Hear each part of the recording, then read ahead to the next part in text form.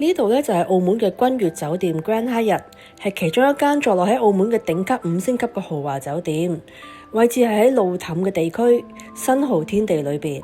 佢個裝修咧都係氣派十足、奢華嘅路線，集購物、娛樂、休閒一身，更有多間美食嘅食府咧喺酒店裏邊嘅，我都會一一品嘗。而集團嘅特色咧，更加係不惜工本都要打咗個滿意效果俾客人噶。好，今次咧我哋咧就入房睇下先。今次係攞一間咧係 standard 嘅 room， 一入嚟咧就係見到一個係水吧位啦。咁呢度下邊一定都係擺落一啲雪櫃啦。呢度就係有一啲酒類嘅飲品，睇下先。呢邊都係一啲擺啲零食啦，係啦，一啲杯嘅位置。咁門口就係一啲水吧啦，咁跟住轉入嚟咧就係一個好大嘅洗手間。咁呢邊就係一個用廁嘅地方啦。咁跟住咧就係我哋嘅淋浴間咯，雙個嘅面盤用啦。直去咧就係呢一個我哋可以入嚟沖涼啊、浸浴嘅地方，都幾大個位置。都唔錯，幾舒服，個空間感都幾好。咁出嚟就係房間啦。嗱，我今次咧就係攞咗呢個係雙床嘅房間，個位都幾大，你睇下。呢邊係一個 sofa， 咁直出去咧個景咧，今次咧就係望到咧澳門嗰個機場嘅，見到嘛？有啲航班喺度停泊喺度。咁澳門而家咧都算係好發達噶啦，嚟去埋國際噶啦。咁另外呢條路軌咧，望落下邊咧，嗱，見到有呢個咧就係澳門嘅單軌火車啦，都幾特別噶。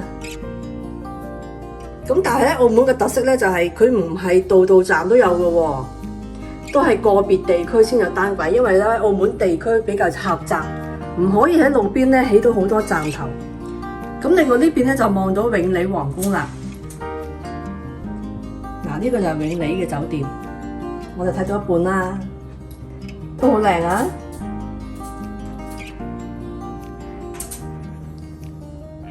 咁當然呢邊咧就係望到水舞間啦。我哋呢邊間酒店係君怡酒店 Grand Hyatt 新濠天地嘅屬於。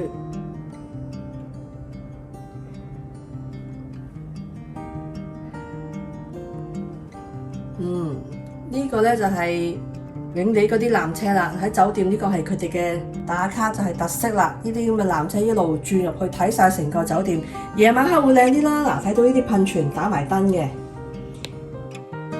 嗱，望翻我哋嘅房間都好舒服啊，有張大嘅梳化，亦都可以俾我哋擺下嘢。而電視同埋床嘅距離都好遠好大。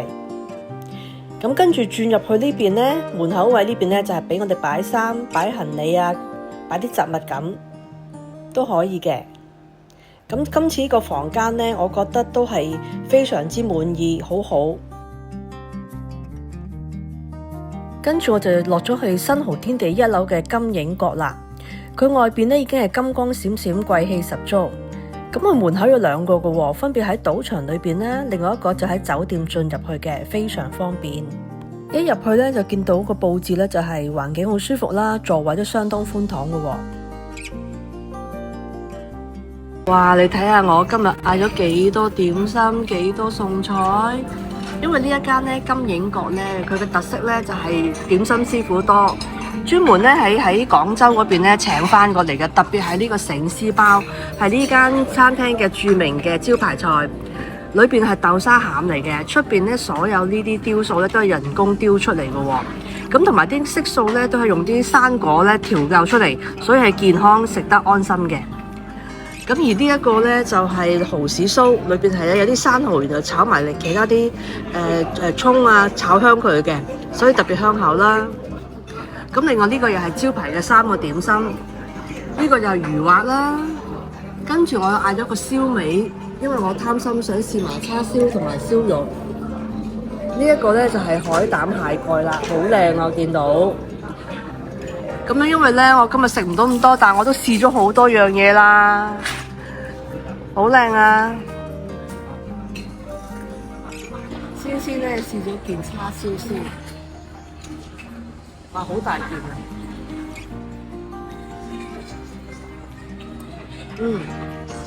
佢好香嘅煙燻味喎，有啲特別喎，同埋食落去嗰啲物質都好甜。佢偏瘦啲咯，啲肉冇乜咁多肥肉，啱我，因為我唔係好中意咁多肥肉嘅。OK， 試埋個燒肉先。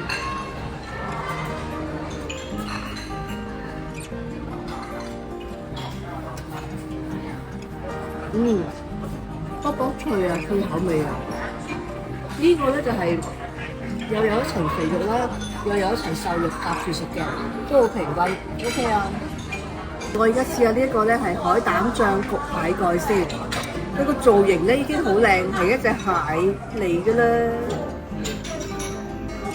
打開佢先，已經見到咧好多啲蟹肉，面頭呢啲咧就係海膽咯，黃黃地色呢啲。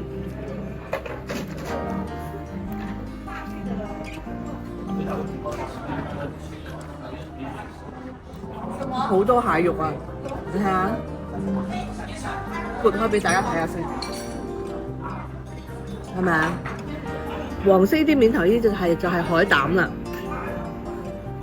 呢個唔錯喎，因為面頭呢啲燶燶地呢啲咧，已經係一陣好香嘅，好吸引你想食。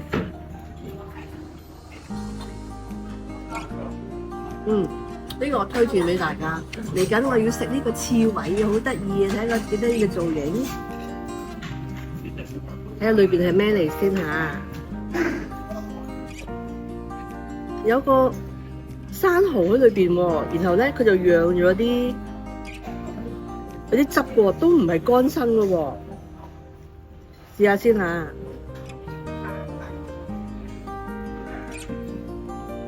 有少少似真係食緊過年嗰啲咧生蠔啊粉絲咁樣樣嘅味道，有少少辣辣地，呢個都惹味嘅。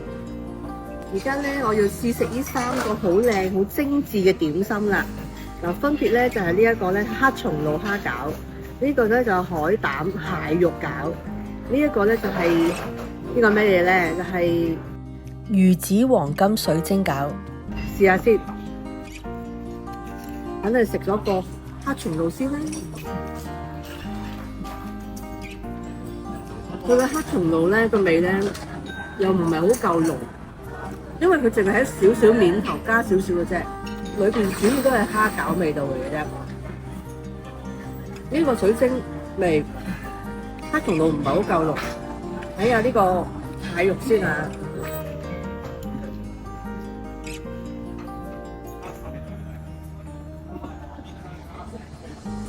呢個海膽蟹肉餃咧就可以啦，因為佢個蟹香味咧好出，同埋個海膽亦都好多份量咯。以一隻餃嚟講算係多噶啦。試下呢一個咧就係黑魚子醬呢個水晶餃，呢個都可以，因為咧佢裏邊都係好清新嘅味道，佢都係釀咗好多啲蔬菜啦、蔬菜粒同埋肉粒。呢個都唔錯，總括嚟講都可以嘅。而家嚟緊咧就好想試呢個咧，就係呢度嘅著名點心醒獅包。咁我攞出嚟俾大家睇真啲先，睇下幾得意。咁啊，搣開佢裏邊咧，佢已經話係豆沙餡嚟㗎啦。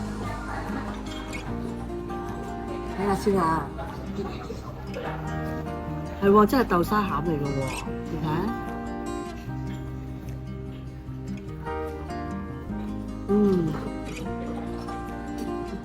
都好香豆沙。呢個造型咧，佢哋每日呢一間餐廳咧係做限量10隻嘅啫，先到先有啊！因為始終係手工點心咧，比較珍貴啲，好啱小朋友啊，好得意啊！跟住咧，我試埋呢一個企鵝仔，睇個嘴仔做得幾別緻，知唔知裏邊係咩餡咧？哦，原來係綠色嘅斑蘭啊！原來係斑蘭味道嘅。其實呢啲咧都係小朋友中意食，不過我覺得真係好得意。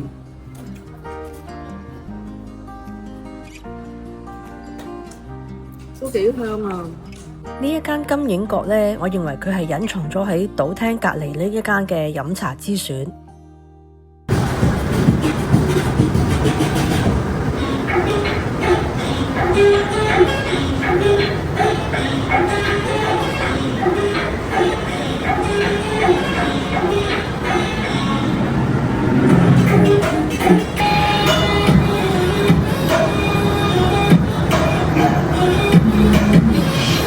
跟住呢，就係我今晚嘅重頭戲呢，就係去睇水舞間啦。咁水舞間呢，就融合咗高空嘅雜技啦，有戲劇嘅敘事啦，先進嘅水效嘅科技，配合咗呢佢哋嘅頂尖嘅水上嘅匯演呢，就係成為咗而家澳門其中一個呢，就係標誌性嘅節目。水舞間呢，自2020年呢休演之後呢，5年後而家呢就提升咗個設備，今年呢就終於回歸。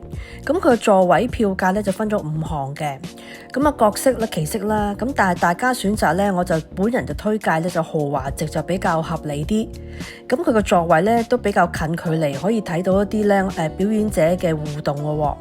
咁我提議各位呢早啲入場，感受到大會嘅氣氛。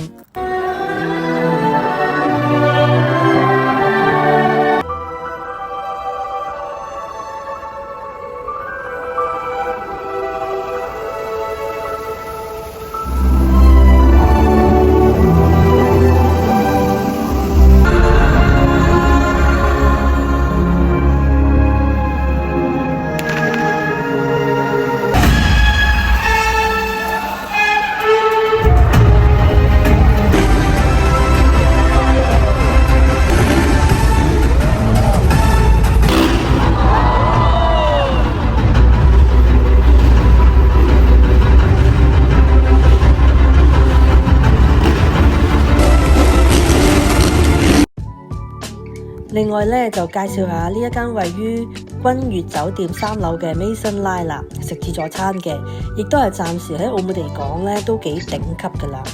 平日收費呢，成人就係819蚊要加1，6歲至12歲嘅小朋友呢就半價。嗱，門口位置呢，佢已經擺放咗4個大水缸，就放滿咗好多龍蝦喎。咁龍蝦已經好多種類啦，仲有其他啲海鮮、扇貝啊、魚類都好多款，有斑啦，又有黃花啦，又有牙帶，好多款嘅。咁而且呢，佢仲係供應俾客人呢係不同種類嘅煮法嘅，廚師都好有心機。咁另外呢個亦都係蔬菜區啦，俾我哋又係不同煮法嘅灼啦、炒又得。嗱，龍蝦啦，見到啦，滔滔不絕咁樣咧供應嘅。咁最好咧，我覺得就係佢唔使客人等，我哋點咗菜之後咧，佢就會送到我哋嘅餐桌噶啦。嗱，跟住咧就係日本嘢食嘅點會少咧？甜蝦啦、魚生啦，呢啲係魷魚啦、吞拿魚、三文魚，各款各樣咧佢都係齊全嘅。咁另外壽司佢一定會有啦。跟住咧就係有天婦羅同埋呢個魚餃嘅喎，都幾美味噶。燒味啦、堂食啦、燉湯啦，都供應不絕嘅喎。另外熱盤有焗薯啦、炒雜菜啦、焗南瓜啦。嗱，呢個就係燒牛扒啦，睇到質素都好高。咁呢啲係印度米咯，炒咯，咖喱啦、燒豬髀啦，各款各樣。呢個就係龍蝦包，我都試咗過，都幾好味。火腿啦，配蜜瓜。另外凍嘅海鮮區有翡翠螺啦、大蝦啦，有青頭啦、蜆啦、龍蝦鉗啦。甜品有澳門地道嘅葡撻、咖喱角、梳芙梨、糖果啦、曲奇，亦都佢又有出名嘅椰皇嘅布甸，等緊我哋嗌咯。啫喱糖啦，各款各樣嘅雪糕杯，呢個呢就係栗子撻，特別做嘅，好多甜品供應俾我哋選擇。其實呢，點會食得晒啊？樣樣都咁啊，只係咧見到每一件咧，見到當食咗啦。如果未咧食咗就真係好肥啦。生果都有幾多款式嘅，佢一件件嘅西餅咧可以任君選擇，大件細件，亦都有細件 bite size 嘅。基本上我覺得佢呢度嘅供應咧都係頗為多選擇嘅。另外咧提下大家，佢每一晚咧分3個時段咧推出一啲季節嘅特色菜，分別6點半、7點同埋7點半嘅喎。今次咧，我咧就訂咗6位，但係咧我冇要求之下咧，佢俾咗間房我，而且間房咧好 private，好舒服。我哋好似特別訂咗一間貴賓室咁。我哋當晚食咗好多海鮮，嗱有龍蝦啦，又有蒸帶子嘅喎。呢個咧就係黃花魚、魷魚絲、九肚魚、炒鮑魚。呢個係螺啦、蒸鱔，真係食海鮮都夠飽啦。另外，我覺得佢幾特色咧，就係佢每個客人都有奉上2張嘅飲品券，就可以挑選自己喜歡嘅特飲。但有酒精類嘅飲品啦，紅酒、白酒啦，日本 sake，又有果汁、汽水，小朋友喜歡嘅，咁樣樣有齊，我哋可以自由選擇咧，幾開心嘅，好滿足添。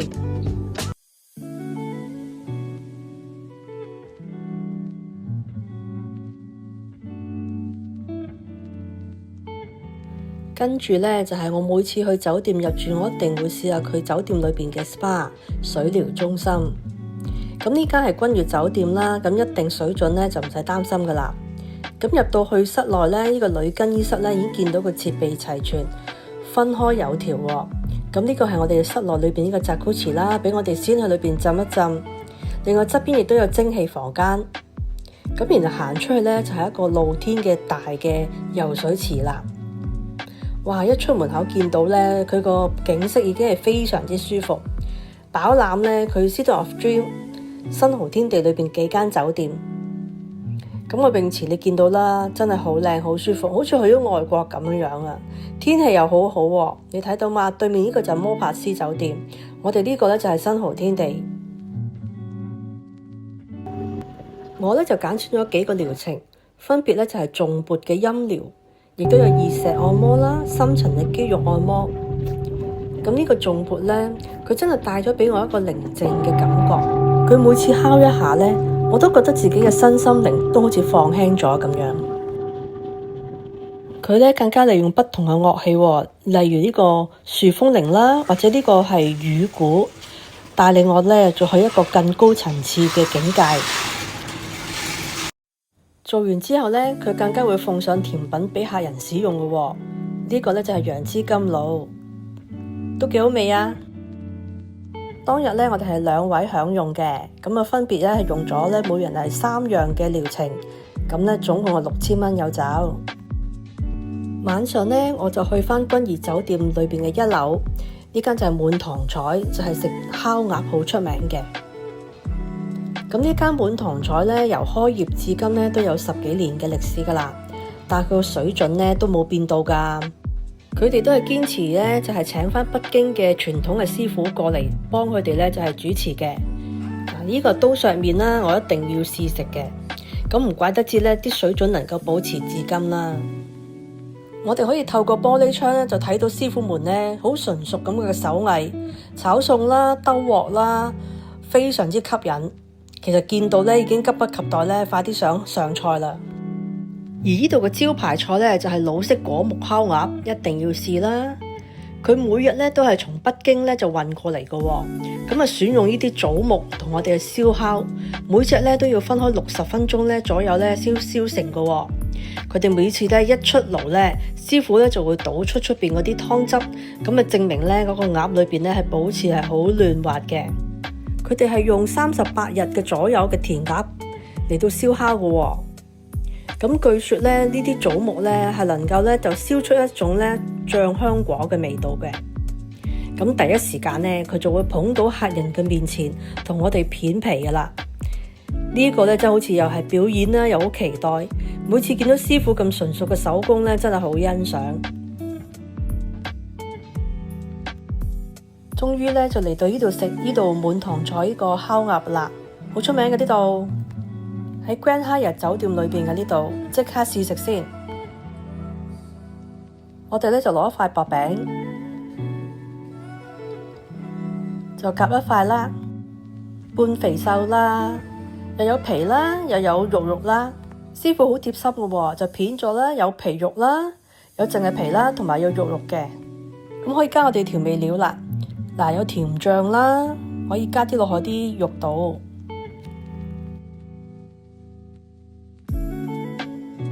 哇！呢個濃烈啲，好似有啲腐乳嘅味道。咁啊，加少青瓜啦，同埋呢啲韭黃、葱，咁可以捲嚟食啦。